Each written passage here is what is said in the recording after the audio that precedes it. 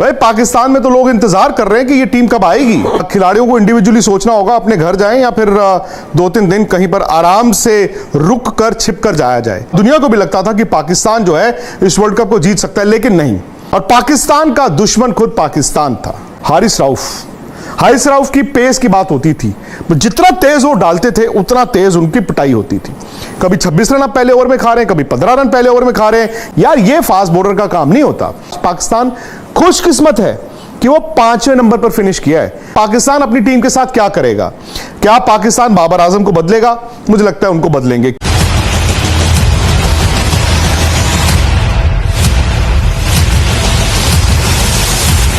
लेकिन पाकिस्तान में तो लोग इंतजार कर रहे हैं कि ये टीम कब आएगी, क्योंकि वहां पर तो वर्ल्ड कप शुरू होते ही इस टीम का क्रिटिसिज्म ऐसा शुरू हो गया था, कप्तान बदल दो, खिलाड़ी बदल दो, ये बदल दो, वो बदल दो। लेकिन हकीकत यह है कि पाकिस्तान तैयार नहीं था। पाकिस्तान इस वर्ल्ड कप के लिए तैयार कतई नहीं था। शायद हम लोगों को भी लगता था, दुनिया को भी लगता था कि पाकिस्तान जो है इस वर्ल्ड कप को जीत सकता है, लेकिन नहीं। एशिया कप में इस बात का इल्म हो गया था कि ये टीम में इतना दम नहीं है। शायद ये सेमीफाइनल तक जाने वाली टीम थी, लेकिन ये वर्ल्ड कप जीतने वाली टीम नहीं थी। और पाकिस्तान का दुश्मन खुद पाकिस्तान था, क्योंकि वो नूरा कुश्ती लड़ते रहे। जब आप नूरा कुश्ती लड़ते हैं तो आपको यह अंदाजा नहीं होता कि सामने वाला पहलवान कितना मजबूत है। और जब आपको सामने वाला पहलवान दिखता है तो फिर आप डर के ही रहते हैं और उससे मुकाबला नहीं कर पाते। वो हल्की टीमों के साथ अपनी वनडे क्रिकेट खेल रहे थे। बड़ी टीम भी जब आती थी तो बड़ी टीम अपने खिलाड़ियों को आराम दे देती थी। तो आप ये नहीं समझ पाए कि दुनिया कहां है, और ये नहीं समझ पाया पाकिस्तान की वो कहां है। दूसरी बात, इन्होंने इन मुकाबलों को इस्तेमाल भी नहीं किया जैसे बाकी टीमों ने किया। आप कभी रोटेट करते हैं, बड़े खिलाड़ी को आराम देते हैं, फिर 2 यंगस्टर्स को ट्राई करते हैं। भाई दुनिया कहती है पाकिस्तान ये क्या टीम लेकर आया, हम कहते हैं भाई यही तो उनके पास है, हमें तो नहीं पता इनके पास और कौन से खिलाड़ी हैं। वो इसलिए नहीं पता क्योंकि इन्होंने खिलाड़ियों को इस्तेमाल ही नहीं किया। हमें पता ही नहीं चलेगा कि कौन से खिलाड़ी में इंटरनेशनल क्रिकेट खेलने की कैपेबिलिटी थी और किस में नहीं थी। बट उससे ज्यादा इंपॉर्टेंट चीज यह है कि पाकिस्तान की इस हार का जिम्मेदार कौन है। क्या वो सिर्फ बाबर आजम है? क्या उन्हीं पर आप उन्हीं के सर पर हार का ये ठीकरा फोड़ देंगे, या फिर उनके बाकी स्टार प्लेयर्स हैं जो बड़ी बड़ी बातें करके बड़े बड़े नाम लेकर आए पर इस वर्ल्ड कप में काम ऐसा नहीं किया जहां पर वो अपनी टीम को वर्ल्ड कप छोड़िए मैच भी नहीं जिता पाए। पाकिस्तान कुल मिला के 4 मैच जीता है। एक मैच उन्होंने श्रीलंका को हराया जहां पर उन्होंने 350 चेज किए। श्रीलंका कमजोर था बट फिर भी आपने 350 चेज किए। फिर उन्होंने नेदरलैंड्स को हराया, ठीक है हल्की टीम थी, बड़ी टीमों से वो हारते रहे। फिर उनके हाथ बांग्लादेश लगा। बांग्लादेश और इस मुकाबले में यह था कि ज्यादा खराब जो खेलेगा वो हार जाएगा, और बांग्लादेश हार गया। फिर वो न्यूजीलैंड का एक मैच अच्छा जीते जहां पर वो 400 खाने के बाद उन्होंने छोटे मैच में डकवर्थ लुइस में जाके वो मैच जीत लिया। कोई फखर जमान, इवन बाबर आजम। अब सवाल यह है कि वो इंग्लैंड के मैच में आए थे कि 287 रनों के मार्जिन से जीतना है। तब मोमेंट इंग्लैंड ने टॉस जीता, कहा जी हम पहले बैटिंग कर रहे हैं। पाकिस्तान वहां पर खत्म हो चुका था। मैं पहले भी कहता था कि 287 रन छोड़िए, पाकिस्तान जीत तो ले, क्योंकि यह साफ था कि जब आपका कैंपेन इस तरह का चल रहा होता है तो आप बस दिन गिनते हैं कि चलो यार बस। और उनकी टीम बिखरी हुई थी।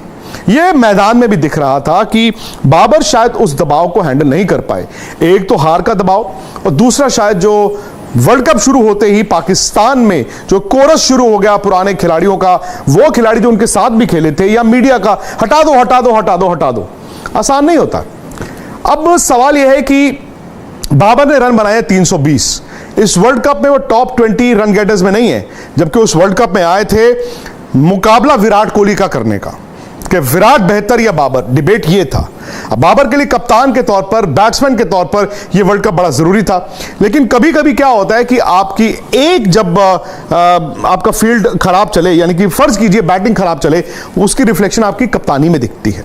या आपकी कप्तानी खराब चले, आपकी टीम अच्छा नहीं कर रही, उसकी रिफ्लेक्शन आपकी बैटिंग में दिखती है। रिजवान ने भी कुछ नहीं किया।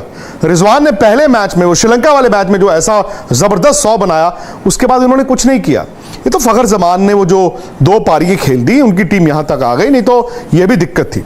अब फिर उन्होंने शफलिंग बहुत की। इनके पास स्पिनर्स नहीं थे।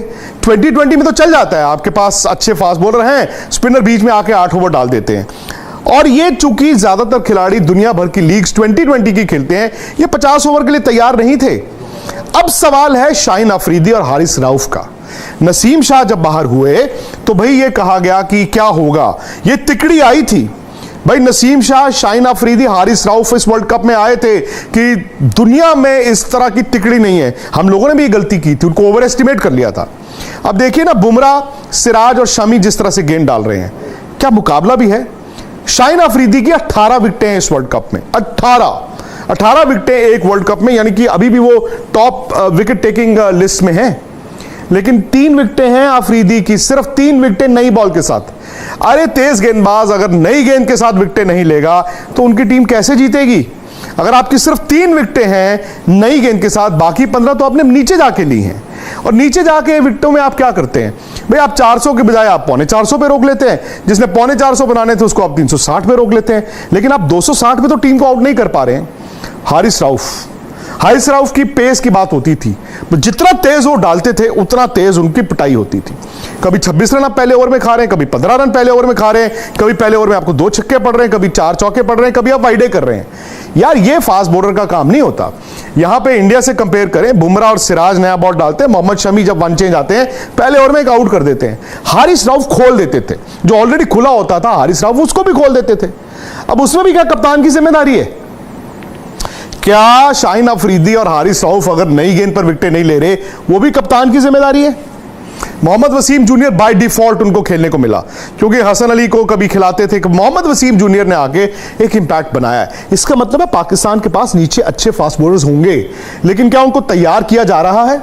जो फैक्ट्री इनकी हुआ करती थी तेज गेंदबाजों की, क्या अभी भी वो फैक्ट्री चल रही है, या फिर उस फैक्ट्री पर ताला लग गया है। स्पिनर्स तो बड़ी हैरानी की बात है, पाकिस्तान के पास है ही नहीं। पाकिस्तान अच्छे लेग स्पिनर्स भी निकालता था, पाकिस्तान के पास ऑफ स्पिनर्स होते थे। अब आप देख लीजिए, जो स्पिनर्स ने इस वर्ल्ड कप में गेंद डाला है पाकिस्तान की तरफ से, अगर आप 10 टीमें देखें, आई थिंक सबसे हल्के जो स्पिनर्स थे वो पाकिस्तान के पास थे। इनफैक्ट नेदरलैंड्स के आर्यन दत्त वो ज्यादा पेनिट्रेटिव थे, वो ज्यादा बेहतर स्पिनर थे। तो जब आपके पास सब कॉन्टिनेंट टीम होने के बावजूद इंडिया में आप आते हैं, फास्ट बॉलर आपके चल नहीं रहे, स्पिनर आपके पास है नहीं, आप वर्ल्ड कप कहां से जीतोगे। हां ये जरूर है कि बाबर आजम की कप्तानी भी बहुत डिफेंसिव थी। मतलब बाबर ने ना वो अनइमेजिनेटिव कप्तानी की है कि कभी कभी कप्तान को ना मौके बनाने पड़ते हैं, बनते हैं और फिर आप उसको बुनाते हैं और फिर आप खोलते हैं वो छोटी सी खिड़की और फिर अंदर घुसने की कोशिश करते हैं। बाबर तो जब भी 15 मिनट उनकी जरूरत थी कप्तानी की, वो नहीं कर पाए। शायद बल्ले से उनके जो एशिया कप में रन्स ड्राई हुए नेपाल के 150 के बाद, वो एक रीजन हो सकता है। लेकिन मेरा यह भी अभी मानना है कि सिर्फ बाबर आजम की कप्तानी से ये वर्ल्ड कप नहीं हारे हैं। हां, बाबर आजम के रन ना बनना वो एक वजह है। 320 रन में 4 हाफ सेंचुरीज हैं। इसका मतलब वो उस तरह की बैटिंग नहीं कर पाए जहां पर उनकी टीम जीत सकती थी। रिजवान का भी वो 100 निकाल दे, कहां है रन। तो दोस्तों, पाकिस्तान वर्ल्ड कप से बाहर हो चुके हैं, जिस पर विक्रांत गुप्ता का कहना था कि पाकिस्तान ने बहुत बुरी क्रिकेट खेली है और बाबर आजम को कप्तानी से भी हटाना चाहिए। तो दोस्तों, ये थी आज की वीडियो अच्छी लगे वीडियो को लाइक कर देना, चैनल को सब्सक्राइब कर देना। मिलते हैं नेक्स्ट वीडियो में।